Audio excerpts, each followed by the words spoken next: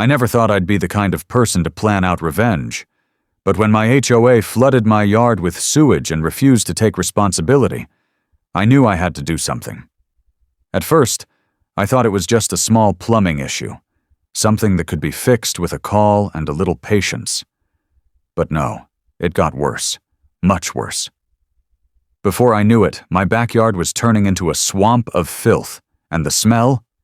Let's just say I wouldn't wish that on my worst enemy. I tried to be reasonable. I called, I emailed, I even went to their office in person, but every time I got the same dismissive answer.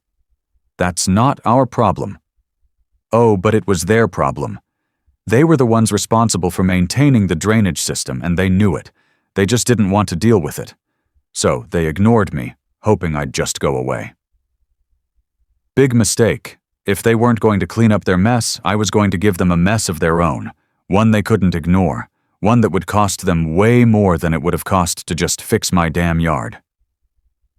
So, what did I do? Well, let's just say their office got a surprise remodeling. When I first moved into my home, I thought I had finally found my little piece of peace. It wasn't a mansion or anything fancy, but it was mine. A nice, quiet neighborhood, well-kept streets, friendly enough neighbors who minded their own business. Exactly what I wanted. I paid my mortgage, my HOA fees, and followed all their rules, even the stupid ones like keeping my trash bins hidden exactly the way they wanted. I figured, as long as I played by the rules, everything would be smooth sailing. At first, the HOA seemed like just another harmless group of busybodies. Annoying, but nothing I couldn't deal with. They'd send emails about lawn heights and mailbox colors, always acting like the world would end if someone dared to paint their front door the wrong shade of beige. I even laughed about it. I mean, how much power could a handful of retirees and part-time landlords really have? But over time, I started to notice a pattern. Whenever they wanted something, like late fees paid, forms signed, or random inspections done, they expected it immediately. No excuses. But when you needed something, suddenly they disappeared. Complaints about potholes? Ignored? Streetlights that had been out for months? We'll look into it. And let's not even talk about the ridiculous fees. One time I got fined because my grass was half an inch too long. Another time, my neighbor got a warning for leaving his car parked on the street overnight, even though the HOA president's son did the same thing every single weekend. Still, I put up with it. I figured every HOA had its flaws, and as long as I kept my head down, I'd be fine. I wasn't looking for trouble. I just wanted to live in my home, enjoy my backyard, and not have to deal with nonsense. I had no idea that nonsense was about to flood, literally, into my life. It started with a smell, not the usual fresh-cut grass or the occasional whiff of barbecue from a neighbor's yard. No, this was different. It was sour, thick, and downright nasty. At first I thought maybe an animal had died somewhere nearby. That would have been bad enough. But then I noticed something even worse. Puddles. Dirty, murky puddles forming in my backyard. At first I figured it was just rainwater, maybe a drainage issue after a storm. But the more I looked, the less it made sense. It hadn't rained in days, and yet there it was, water pooling up, turning my once perfect lawn into a muddy swamp. I tried ignoring it, hoping it would dry up on its own. It didn't. It spread, and the smell? It got worse. Then reality hit me like a punch to the gut. This wasn't just any water. It was sewage. Raw, untreated sewage was bubbling up from the ground, creeping closer and closer to my house. I stood there, staring at the disgusting mess, trying to wrap my head around how something like this could even happen. My yard had basically turned into an overflowing toilet, and there was no way in hell that was normal. I started looking for answers. A quick check of my plumbing showed everything in my house was working fine, which meant the problem wasn't coming from me. That's when I remembered. HOA was in charge of maintaining the neighborhood's drainage system. They were the ones responsible for making sure something like this never happened. So I did a little more digging. Turns out, the drainage pipes running under my property hadn't been properly maintained in years. The HOA had been cutting corners, skipping inspections, and ignoring issues to save money. And now, thanks to their laziness, the whole system had backed up, and my property was paying the price. The damage was worse than I initially thought. The grass? Dead. The soil? Completely ruined. The smell? Stuck to everything. My shoes, my clothes, even the air inside my house if I left the windows open too long. And the longer it sat, the bigger the risk. This wasn't just a gross inconvenience. This was a health hazard. The kind of thing that could attract rats, mosquitoes, and God knows what else. So I did what any reasonable homeowner would do. I reported it to the HOA, expecting them to fix their mess. But instead of taking responsibility, they did what they do best. They ignored me. The first thing I did was call the HOA office. I wasn't angry, yet. I just wanted to report the issue and get it fixed. After all, this was their responsibility, and I figured they'd handle it like any decent organization would. I explained everything to the receptionist, expecting some kind of action plan. Instead, I got the usual brush off. We'll look into it. I gave it a few days. No callback. No plumber. Nothing. Meanwhile, my yard was getting worse. The smell was seeping into my house, and I was running out of places to step without sinking into a nasty puddle. So I called again. This time they acted like they had no idea what I was talking about. "Oh, we haven't gotten any reports about that," they said. Right. Because apparently, my first call had just vanished into thin air. At this point, I knew I had to step it up. I sent a formal complaint. Emails, photos, even a video showing the sewage pooling up in my yard. I detailed everything, from the damage to the awful stench, and made it clear this was their responsibility. Surely, with this much proof, they'd have to act, right? Nope. Instead of fixing the problem, they found a way to make it my problem. Their response was short and cold. This appears to be a private property issue. The HOA is not responsible for plumbing inside homeowners' lots. That was it. No investigation, no inspection, just a lazy excuse to avoid dealing with the mess. I couldn't believe it. They knew damn well the problem wasn't coming from my house. It was their neglected drainage system backing up into my yard.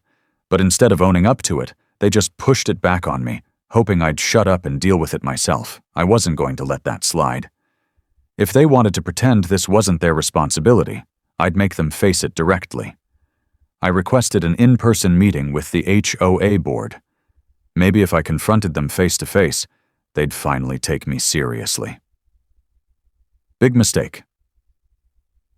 I sat in that meeting, surrounded by a bunch of smug, uninterested board members who barely looked up from their paperwork. I laid out everything. The damage, the health risks, the fact that their own bylaws made them responsible for maintaining the drainage system. And you know what they did? They laughed. One of them, an older guy with way too much confidence for someone in a cheap suit, actually smirked and said, "Sounds like you need to call a plumber, not our problem." That was it. That was the moment I knew. These people weren't just lazy, they were arrogant. They didn't think they had to do anything because they believed no one could make them. They were wrong. At first, I was just mad. Not the kind of mad where you yell for a few minutes and then let it go. No, this was the kind of anger that settles in your bones, the kind that makes it impossible to think about anything else. I had followed every rule, paid every fee, and done everything the right way. And for what? To be laughed at and left with a backyard that smelled like an open sewer? No way. If they wanted to ignore my problem, I'd make sure they had one they couldn't ignore. I started thinking about my options. Legal action? Sure, but that would take forever. The idea of dragging this out in court while my yard turned into a biohazard wasn't exactly appealing. Complaints to the city? Maybe, but I had a feeling the HOA had enough connections to bury those. I needed something immediate, something that would send a message. Then it hit me. Concrete. It started as a wild idea, one of those thoughts you have and laugh at because it's too ridiculous to actually do. But the more I thought about it, the better it sounded. Their office was in a small, single-story rental space. Nothing fancy, just a place where they sat around pretending to work. And just like my property, it had one main sewage line running into it, the same type of problem they had ignored when it was my house dealing with it. What if someone made sure they had a sewage problem? One that couldn't be ignored? That was the moment I knew exactly what I was going to do. It was time to make them pay. Once I had the plan, I wasted no time. First, I needed materials. I ordered several bags of quick-dry concrete, the kind used for setting fence posts, thick, heavy-duty, and nearly impossible to remove once it hardened.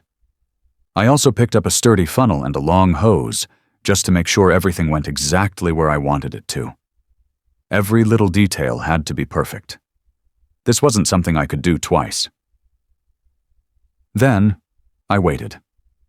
I watched the HOA office for a few days, noting their hours, checking for cameras, making sure there wouldn't be any unexpected late-night workers. As expected, the place shut down like clockwork every evening. No security, no night crew, nothing. Just a dark, empty office sitting there, completely unprotected. It was almost too easy. When the night finally came, I loaded everything into my truck and drove over, parking a short distance away. I wasn't nervous, I was excited. The kind of excitement that comes when you know you're about to do something no one else would dare try. I walked calmly to the side of the building, where I had already spotted the main sewage access point. Just like I thought, it was the same setup as my house, a simple pipe leading directly into their plumbing system. I got to work. I mixed that concrete thicker than what's normally recommended, so it would settle fast and stick to everything on the way down. I attached the funnel to the pipe, took a deep breath, and started pouring. At first it moved slowly, inching its way down like syrup. But once it gained momentum, it was beautiful. Thick, gray sludge creeping into their pipes, filling every inch of space, solidifying with every second that passed. I imagined it snaking its way through their plumbing, clogging every drain, every toilet, every sink. By morning, they wouldn't have running water. By the next day, they'd be calling plumbers, tearing up the floors, desperately trying to figure out why their entire system had turned to stone. No cameras, no witnesses, no proof. To them, it would just look like some freak accident, a random plumbing disaster they never saw coming. Just like my yard. I stood there for a moment, letting the last of the concrete settle before wiping down everything I had touched. Then, without a second glance, I packed up and drove away, knowing that by the time the sun came up, the HOA would finally understand what it felt like to deal with a mess they couldn't ignore. The next morning, the HOA office was in total chaos. I didn't have to be there to know it. I could imagine it perfectly. The employees walking in, expecting a normal day, only to find something horribly wrong. Toilets blocked, sinks blocked, the entire building completely useless. It didn't take long for them to realize this wasn't some minor plumbing issue. The smell of wet concrete probably hit them first. Then, after a few failed flushes and water backing up in every drain, the panic would have set in. They called a plumber right away, probably thinking it was just a clog. But when the first plumber showed up and took one look at their system, I could almost hear his reaction. "Oh, this is bad." More plumbers came, each one shaking their heads, all saying the same thing. "There's no fixing this. You have to replace the entire plumbing system." And that's when reality smacked them in the face. The cost to rip out the concrete-filled pipes and install new ones? Way more than they could afford. They weren't just looking at a simple repair. This was full-scale destruction, the kind of problem that wouldn't be solved with a quick patch job. Then came the real kicker. The office space wasn't even theirs. It was rented. And their landlord? Not happy.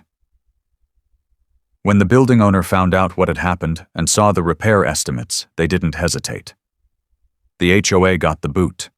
Their office lease was terminated, effective immediately. With nowhere to operate and no money to fix their mess, the HOA fell apart within a few months. The same board members who had laughed at me? Gone. Their power? Gone. The ridiculous fees, the ignored complaints, the smug attitudes, all of it, gone. And the best part? No one ever suspected a thing. To them it was just an unfortunate, unexplainable disaster. But to me, it was justice. In the end, karma works in mysterious ways. Sometimes, with a little help from a bag of concrete. The HOA thought they could ignore me, push me aside, and leave me with a disaster they created. They thought they were untouchable. But when they finally got a taste of their own negligence, suddenly it wasn't so funny anymore. There's a simple lesson here. If people ignore your problems long enough, sometimes the only way to get their attention is to make sure they experience the same pain firsthand. I didn't go looking for revenge. I just made sure they understood what it felt like to be dismissed, to have their complaints laughed off, to deal with a mess that no one would help fix. And if they ever wondered why their pipes turned to solid rock overnight, well, let's just say that next time someone tells you to handle your own plumbing issues, remind them that karma might just clog their pipes too.